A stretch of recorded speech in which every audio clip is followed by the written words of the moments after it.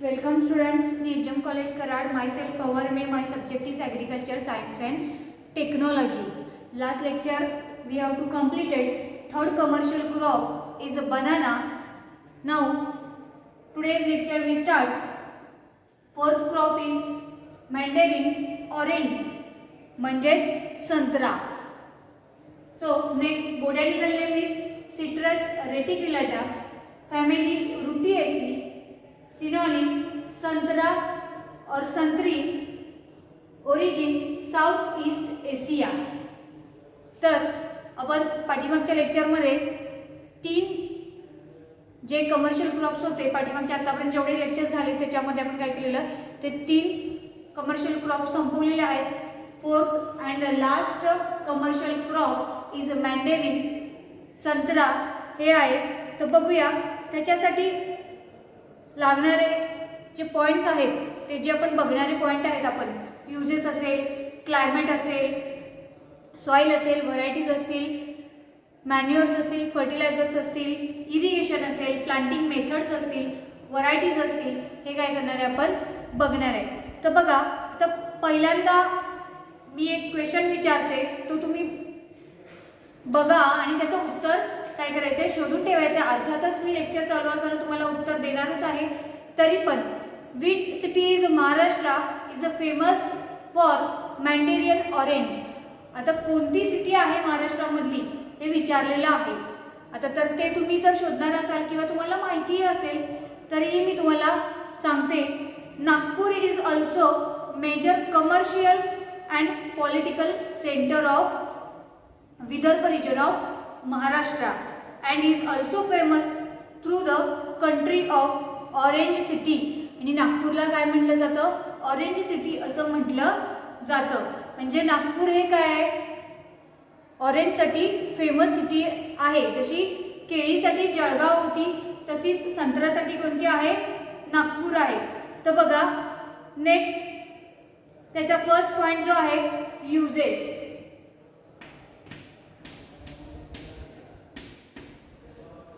तर युजेस काय आहेत रे, तुम्ही ऑरेंजचा तुमच्या आहारामध्ये वापर करत असाल, संत्री खात असाल तर mostly used in vitamin C. काय केलं जातं तर विटॅमिन सी साठी सगळ्यात जास्त खाल्लं जाणारं फ्रूट कोणतं आहे तर संत्री असेल. Citrus fruits are commercial important fruit of India. Mandarin orange fruits are rich source of vitamin C. It is the most refreshing and health promoting juicy fruit. It is excellent source of pectin and certain essential oils. Also supplies other vitamins, fruits, sugars, fruit acids, minerals and alkaline salt which are fruit as well as used for preparing a refreshing beverage. म्हणजे काय केलं जातं, हे जे refreshing beverage आहेत ते तयार करण्यासाठी संत्र्याचा काय केला जातो, वापर केला जातो. आणि हे कसलं फ्रूट आहे, most refreshing and health promoting juicy fruit आहे. म्हणजे याच्यामध्ये काय तर जास्त प्रमाणात ज्यूस याचा होतो. जर तुम्ही संत्री खाल्लं असेल तर सगळं ज्युसी पार्ट आहे त्याच्यामध्ये, त्यामुळे हेल्थ प्रोमोटिंग ज्युसी फ्रूट आहे असं म्हटलं जातं त्याला.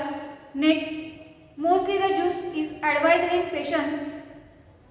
म्हणजे पेशंटसाठी काय केलं जातं, मोस्टली ॲडवाइज केलेलं आहे. विटॅमिन सी या म्हणजे विटॅमिनसाठी काय केलं जातं, हे फ्रूट सगळ्यात जास्त यूज केलं जातं. जे पेशंट्स आहेत त्यांना सुद्धा काय केलं जातं, हे फळ ॲडवाइज केलेलं आहे.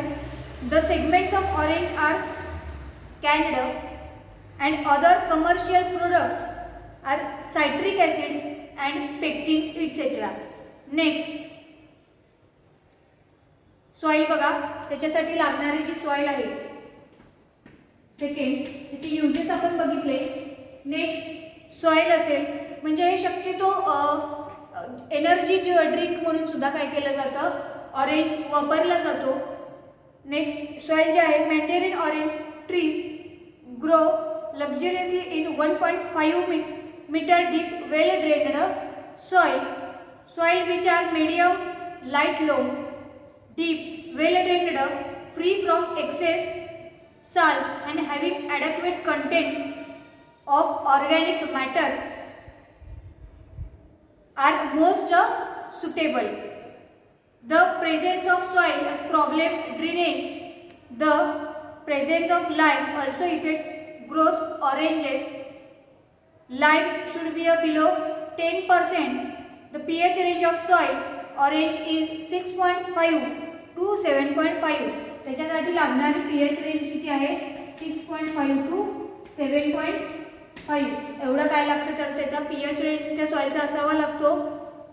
Next soil with water table less than 2 metre and soil containing lime nodules should never be selected from mandarin orange as it is very sensitive to salt accumulation.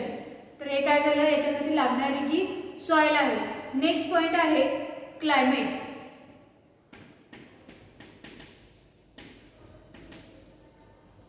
तर याच्यासाठी लागणारं क्लायमेट कसं आहे बघा. mandarin orange requires subtropical and tropical climate. However, occasional light, frost and be tolerated by most of the species. It prefers more humid climate and a tropical summer, warmer winters and more rainfall.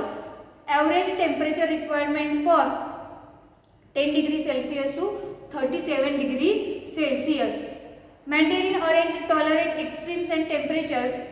In Vidarbha, mandarin orange is grown successfully with higher temperatures up to 45 to 40 degree Celsius. It grows well areas. Annual average rainfall is 875 to 1125 millimeter. म्हणजे average rainfall याचा किती आहे 875 to 125 millimetre एवढा काय आहे त्याचा average rainfall आहे. तर बघा नेक्स्ट पॉइंट आहे व्हरायटीज.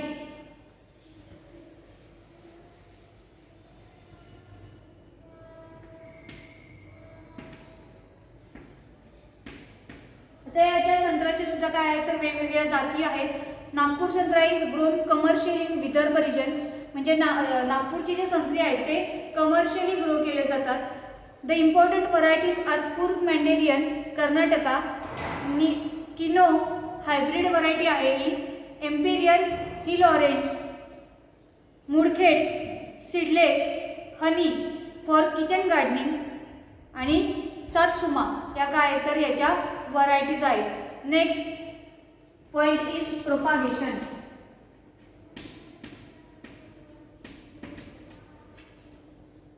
तर प्रोपागेशन कसं केलं जातं. Orange commercially propagated by shield or T budding by using root stock of jambheri or Rangpur lime. Root stock of Rangpur lime is suitable for early bearing. म्हणजे जो स्टॉक वापरला जातो कशाचा वापरला जातो रंगपूर लाइमचा वापरला जातो. आणि दुसरं जे आहे ते जांबेरी हे काय केलं जातं वापरलं जातं. More than quality of fruits free from viruses like tristeza. Roots of are mostly propagated by seeds. The seeds are root stock are sown in bed during October to November and seedlings become ready for budding after year. म्हणजे जे सीडने आपण काय करणार आहे planting करणार आहे तर त्याच्यासाठी बेड जे कधी तयार केले जातात तर ऑक्टोबर टू नोव्हेंबरच्या दरम्यान काय केले जातात त्याचे सीड बेड्स काय केले जातात तयार केले जातात. नेक्स्ट पॉइंट आहे प्लांटिंग मेथड अँड मटेरियल्स.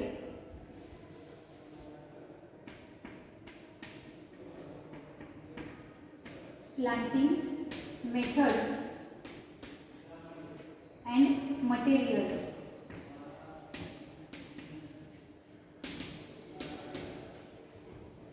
आता प्लांटिंग मेथड्स कोणकोणत्या मेथडनी प्लांटिंग केलं जातं किंवा त्याच्यासाठी लागणारं जे मटेरियल आहे ते या पॉईंटमध्ये सांगितलेलं आहे बघा. Generally planting is done during a rainy season. म्हणजे रेनी सीझनच्या वेळेस काय केलं जातं याचं प्लांटिंग डन केलं जातं. Previously prepared pit at the spacing of 6 into 6 metre by square system. आणि स्क्वेअर सिस्टीममध्ये काय केलं जातं तर 6x6 6x6चा काय केला जातो, खड्डा तिथे खणला जातो. Next the pit of 1 meter should be a dug and filled with the mixture of good soil and compost. आणि काय केलं जातं 1/1 म्हणजे 1/1चा काय केला जातो, मीटरचा खड्डा खणला जातो आणि त्याच्यामध्ये वेल प्रिपेअर्ड जी सॉइल असेल ती त्याच्यामध्ये ॲड केली जाते किंवा जे कंपोस्ट असेल ते त्याच्यामध्ये ॲड केलं जातं. Next single super phosphate 1 to 2 kilogram and फोरेट 10 gram 75 to 100 gram should be mixed with lower layer of peat at the time of planting. Care should be taken, keep the planting budded plant. Irrigations should be given immediately if there is no rain. आणि काय केलं जातं, हे जे आपण खड्डे याच्यामध्ये खणणार आहे त्याच्यामध्ये काय केलं जातं, कंपोस्ट ॲड केलं जातं. नंतर फोरेट असेल, सुपर फॉस्फेट असेल ते काय केलं जातं, त्या खड्ड्यांमध्ये ॲड केलं जातं. नेक्स्ट पॉईंट आहे बघा. आता तुम्हाला माहिती आहे का, in mandarin orange, Rangpur lime and jambheri were generally used for root stock but nowadays new is preferred as a improve the quality of fruit.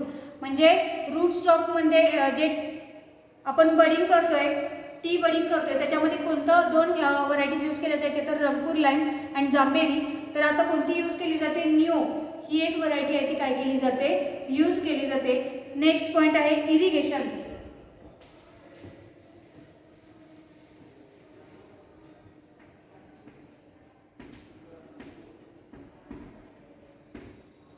तर इरिगेशन कसं दिलं जातं, सिंचनाचे प्रकार आपण बघितले, ड्रिप इरिगेशन असेल किंवा दुसरं जे आहे फ्लुडेड असेल. आणि ड्रिप इरिगेशन मोस्टली काय केलं जातं इथे यूज केलं जातं आणि त्याच्यामुळे 50% जे वॉटर असेल ते काय होतं इथं वाचतं आपलं. त्यामुळे काय केलं जातं, ड्रिप असेल, स्प्रिंकलर असेल, फ्लुडेड या मेथड काय केले जातात. फ्लुडेड शक्यतो वापरली जात नाही, ड्रिप असेल किंवा स्प्रिंकलर असेल या मेथड्स काय केल्या जातात, यूज केल्या जातात. After the rainy season is over the orchard is harrowed cross wise and basins are prepared of irrigations purpose. Irrigation is given of rainy systems with the object of avoid contact ring system of object avoid contact of water with trunk of plant and to avoid gummosis diseases. आणि याच्यामध्ये काय केलं जातं, ring basin मध्ये काय केलं जातं, irrigation पुरवलं जातं. म्हणजे प्रत्येक प्लांटच्या बाजूने काय केलं जातं, रिंग अशी तयार केली जाते आणि त्याच्यामध्ये काय केलं जातं, त्याचा वॉटर सप्लाय केला जातो. नाहीतर काय होतं, ग्युमॉसिस हा रोग आहे तर त्याच्यावरती पडण्याची शक्यता असते. The size of ring basin should be equal of canopy of periphery or plant is spreading of root system is more than less equal to canopy of tree. Irrigation during winter in interval of 8 to 10 days while during summer at 4 days interval. म्हणजे जेव्हा winter season असेल तेव्हा 8 ते 10 दिवसानंतर काय केलं जातं, irrigation दिलं जातं, पाणी दिलं जातं. आणि जेव्हा समर सीझन असेल त्यावेळेस काय केलं जातं, 4 दिवसात त्याला परत काय केलं जातं, पाणी दिलं जातं. The frequency of irrigation depends upon the type of soil. आता जर कशावरती डिपेंड आहे इरिगेशनची, म्हणजे वॉटरची फ्रिक्वेन्सी असेल तर त्याच्या सॉइलवरती काय आहे तर डिपेंड आहे. Age of the plant, climatic condition आणि त्या झाडाची जे वय असेल किंवा क्लायमॅटिक कंडिशन जे असेल त्याच्यावरती काय आहे तर सिंचन हे डिपेंड असतं. Next, nowadays drip irrigation is recommended for संत्रा plantation which save near about 50% of water. Heavy irrigation should be avoided as a may cause accumulation of salt as well as induce collar rot of gummosis. आणि काय केलं जातं तर drip irrigation ही काय केलं जातं, mostly use केलं जातं. तर त्याच्यामुळे काय होतं, 50% पाणी आपलं वाचतं आणि जास्त फ्लुइड टाईप ऑफ जर तुम्ही त्याला पाणी दिलं तर त्याच्यावरती डिसीजेस पडण्याची शक्यता असते. नेक्स्ट पॉईंट आहे बघा, मॅन्युअर्स आणि fertilisers.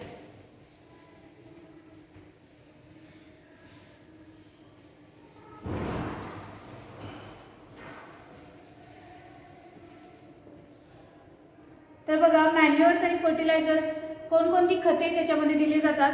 The orchard should be a manured twice a year and the main principal of the application should be a coincident with growth flushes.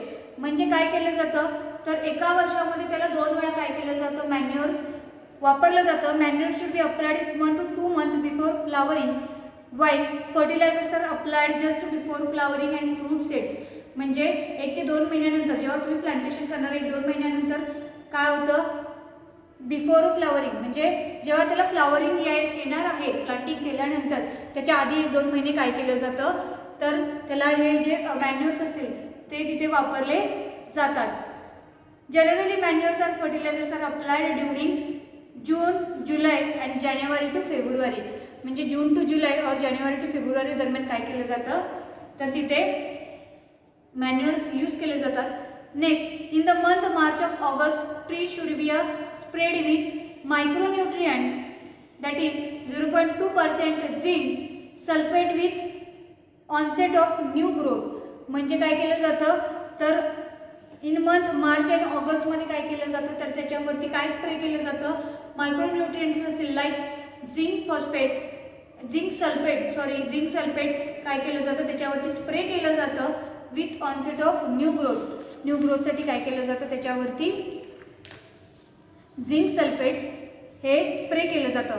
तर बघा एज ऑफ आता जो चार्ट दिलेला आहे तुम्हाला बुकमध्ये तुम्हाला चार्ट दिलेलाच आहे potassium, nitrogen and phosphorus and farm yard मॅन्युअरचा कसा यूज करायचा आणि किती प्रमाणात यूज करायचा हे तुम्हाला या चार्टद्वारे सांगितलेलं आहे. तर बघा age of the tree.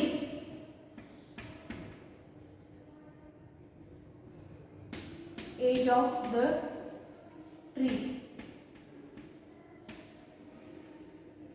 Next FYM.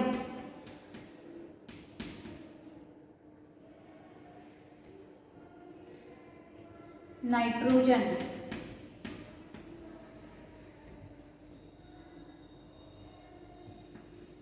phosphorus and potassium.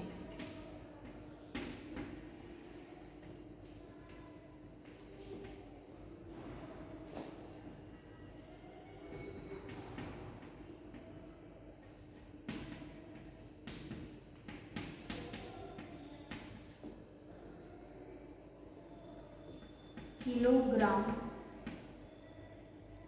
Per plant.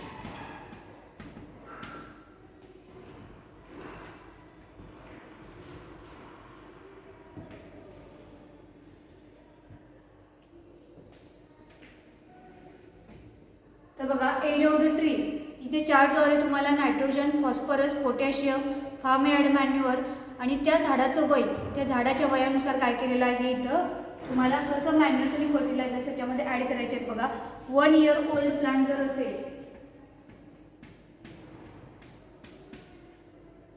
तर त्याच्यासाठी फार्म यार्ड मॅन्युअर किती आहे बघा 5 किलोग्राम पर प्लांट. म्हणजे 5 किलोग्राम प्रत्येक प्लांटला काय केलेलं आहे इथं वापरलेलं आहे. नेक्स्ट नायट्रोजन असेल तर 120 gram per plant. Next phosphorus 60 and potassium 50. फॉस्फरस किती यूज केलं जातं तर 60 ग्राम पर प्लांट. पोटॅशियम असेल 50 ग्राम पर प्लांट. नेक्स्ट आहे 2 year ओल्ड प्लांट.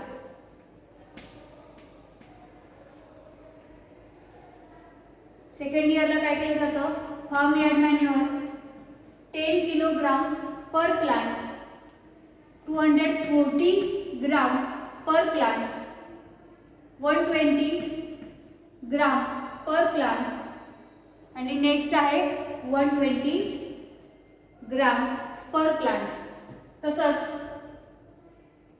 थर्ड इयरचं जे असेल प्लांट ते बघा 15 kilogram per plant, 360 gram per plant. Next 180 gram per plant and 180 gram per plant. असं काय केलं जातं याच्यामध्ये जे फार्म अँड मॅन्युअर्स असेल, फर्टिलायझर्स असतील, ते काय केलेले आहेत याच्यामध्ये ॲड केलेले आहेत. आता हे 3rd इयरचं झालं. नेक्स्ट 4th इयरला असताना farm and manure 20 kilogram per plant, nitrogen 480 gram per plant, 240 phosphorus gram per plant, potassium 240 gram per plant. नंतर असंच 5th year, 6th year and 10th year and onwards, जे 10th इयर्स असतील, 10 वर्षाच्या पुढचे plant जे असतील त्यांना बघा कसं केलं जातं. फार्म अँड मॅन्युअर जे असेल 40 to 50 kilogram per plant, nitrogen असेल 1000 to 1200 gram per plant, phosphorus 360 to 400 gram per plant and potassium 360 to 400 gram per plant. हे काय केलं जातं, असं त्याच्यामध्ये मॅन्युअर्स आणि फर्टिलायझर्स काय केले जातात तर ॲड केले जातात. आता बघा, तर आपण याच्यामध्ये काय बघितलं, पूर्ण त्याचं बॉटॅनिकल नेम असेल, सिनोनिम असेल, फॅमिली असेल, ओरिजिन असेल, uses, climate, varieties, propagations, planting methods, materials, manures, fertilizers and irrigations, हे सगळं आपण याच्यामध्ये बघितलेलं आहे. तर या चार्ट तुम्हाला चार्ट बुकमध्ये दिलेलाच आहे. तर 1 इयरपासून प्लांट असेल, 10 इयर ओल्ड प्लांट असेल तिथंपर्यंत त्याच्यामध्ये मॅन्युअर्स आणि फर्टिलायझर्स किती प्रमाणात ॲड करायचे हे तुम्हाला त्या चार्टद्वारे सांगितलेलं आहे. तर याच्या पुढचा राहिलेला नेक्स्ट पार्ट जो आहे तो आपण नेक्स्ट लेक्चरमध्ये काय करणार आहे, कंटिन्यू करणार आहे. थँक्यू.